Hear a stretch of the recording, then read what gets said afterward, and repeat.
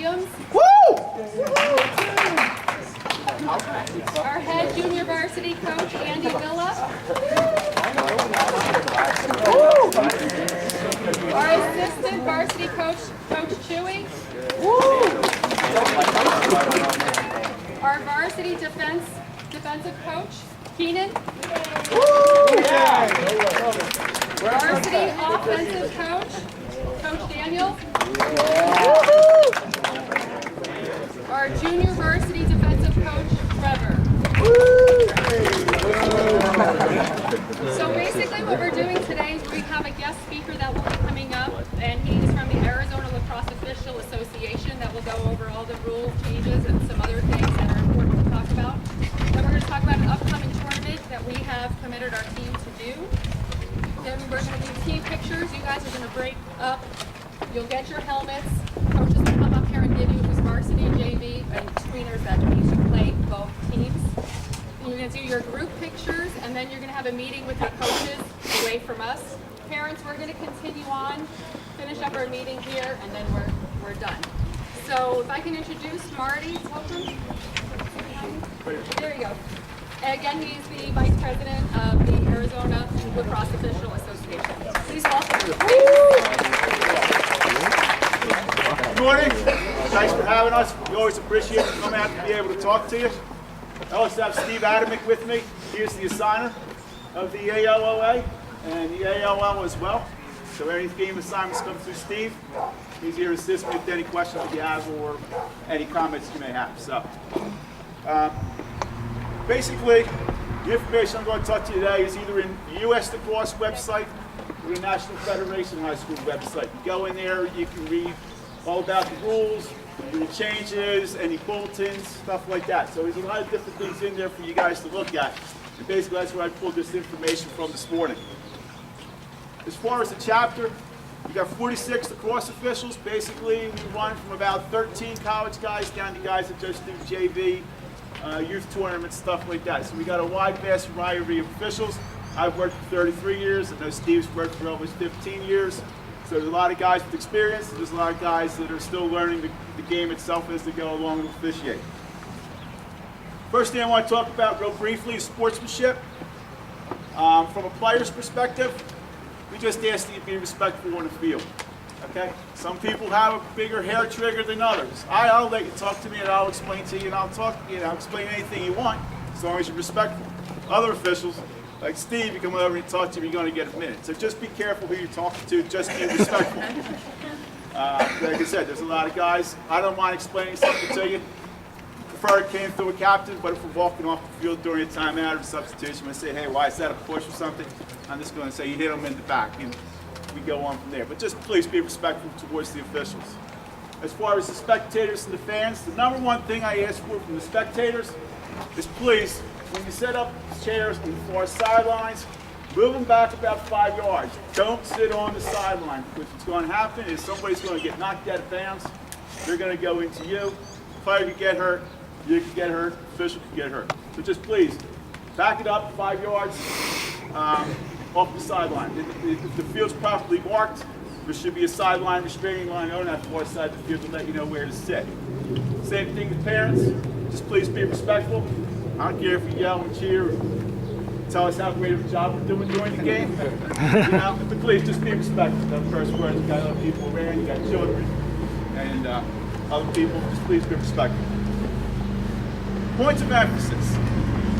This year, last year, the year before, National Federation of High School Sports, number one emphasis, it's safety. Okay? We like the way the game's played. They wanted safety. Concussions, as in all sports, it's the number one leading factor. Okay? How many players know what kind of helmets you wear? Okay?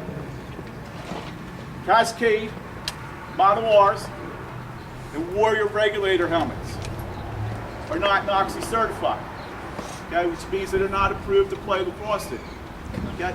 Back of your helmet, you saw a little NOXI sticker on the back of it. That tells you whether or not this helmet's been certified.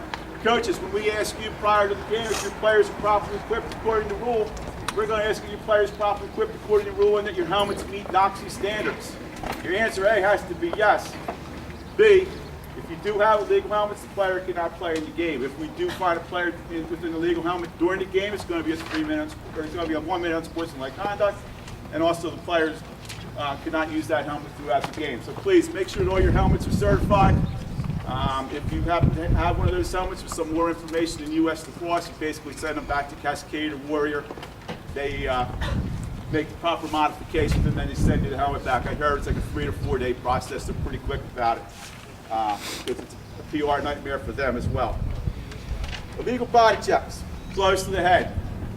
Okay? Again, safety. It's nothing new in lacrosse. It's been in the rule book for 20, 30 years. You can't leave your feet when you're making a body check. Okay? You can't come up high, hit the guy high up in the head. Okay? Now, as of last year, those penalties are non-releasable. Hit your guy up in the head, leave your feet with a legal body check. It's a 2 minute non-releasable penalty. It could be a 3 minute non-releasable penalty depending on the severity of it. But if we see you go to the head as a player, we are mandated, according to the rule, to give you a non-releasable penalty. It's a harsh penalty, but we have to do it according to the rule books. They're looking out for safety for you guys. So please, make sure your body checks are legal, nothing high, nothing late.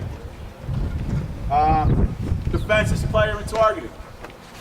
Basically, you guys probably came up prior or after the fact, but older people may remember, like myself, lacrosse used to be a sport of big hits. Guy go up to catch a pass, somebody would just blow him up. People be taking running starts, hitting people. The days of the big hits of lacrosse are gone. Okay, they're not going to come back. Okay, defensive players.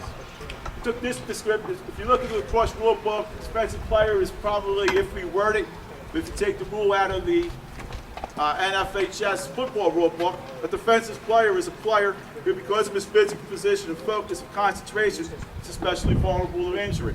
So if that player doesn't know he's going to get hit, he's pretty much a defensive player. That's the big keys that they're looking for.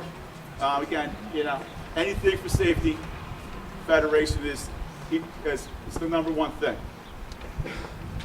They also this year brought in a rule regarding they want to get restarts faster. They want to get this game moving along a little bit faster. So what you're going to see on occasional is, let's say we had a crease violation or we had a push in the defensive area of the field. Before, we had to take the ball, mark a goal line extended, restart play. Now, you can pick that ball up, whether it's in the crease or it's in the defensive box. As long as you have your 5 yards, we're going to restart play. So it's quite possible if you're the goalie, we have a crease violation, and you pick the ball up, and there's no one around you, we're just winding. Okay, so you guys got to get that play started. So you're going to see some more faster restarts. Just be aware of that. Unfortunately, it's not like college. We still have to make sure that you have your 5 yards to be able to move. Okay. College is up to the players to be responsible to get their 5 yard cushion. And that's the Federation. We have to give you 5 yards. And just be aware of that. It's not going to be as fast as you think. We got to make sure you have your 5 yard cushion before we can blow the whistle. But you will see some of that coming up. Real quick, I just want to talk about face-offs as well. Face-offs this year haven't changed for Federation Lacrosse. Basically, we have you guys go down together, 4 inches apart, balls on the ground, sticks straight up and down, bodies out of the neutral zone. None of that's changed.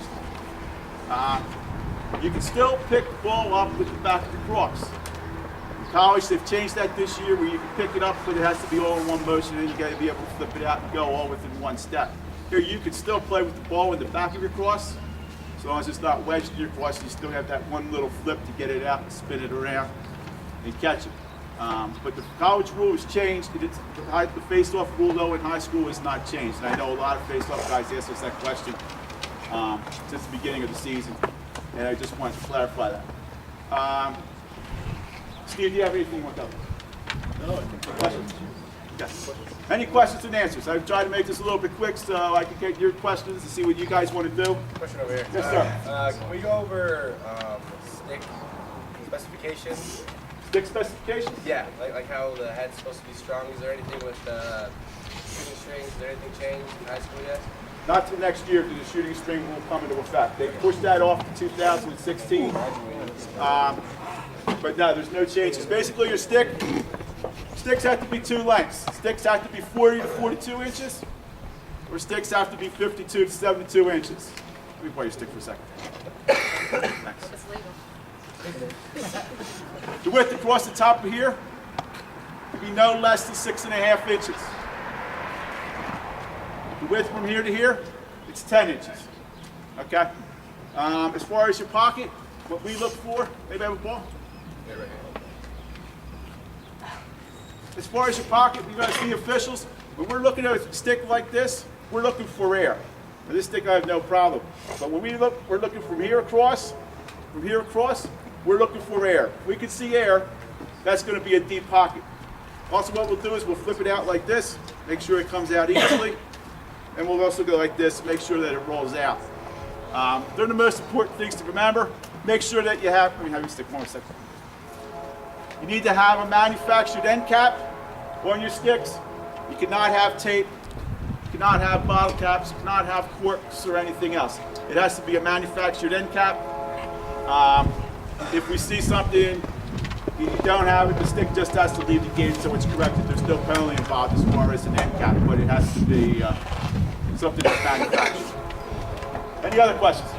Marty, was the string hanging off 2 inches? Yeah, 2 inches. Now, the shooting strings, these strings here could be no longer than 2 inches. Okay, when they change the shooting strings in here next year, 4 inches? 4 inches. The shooting strings could be no longer than 4 inches. They can't run down the back of the stick anymore. They only can be 4 inches. But these strings here that are hanging could be no longer than 2 inches. If, if we see it, we're just going to ask you to cut them off. There's no foul involved in that. Any other questions? Yes, sir. Yeah, so if so basically there's no big hits then. Like Big hits are fine. so even if it's legal, you still call it. We're going to call it, you catch them flush in the chest, and as long as it's a legal hit, that's fine.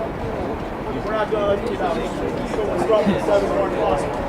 Come from the other side of the field, let it out. 5 yards, got a double shot, knock it down, it's a legal hit. Don't stop, that's the legal hit, went to your cross check, I think it's bad, things like that. We don't have to scroll the guys right now.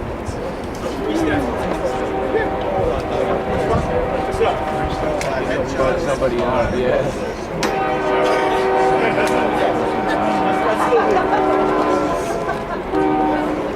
Any other questions?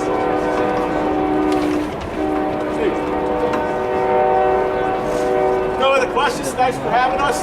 Good luck to your season. I'm pretty sure you'll see at least one of us sometime during the season. I'm more of a northern guy. He's from the south end, so we'll see you at the ground. Thanks for having us. If you ever have any questions, feel free to reach out to the chapter. We're more than willing to be reached out and answer any questions you may have. Thanks, Marty. Thank you.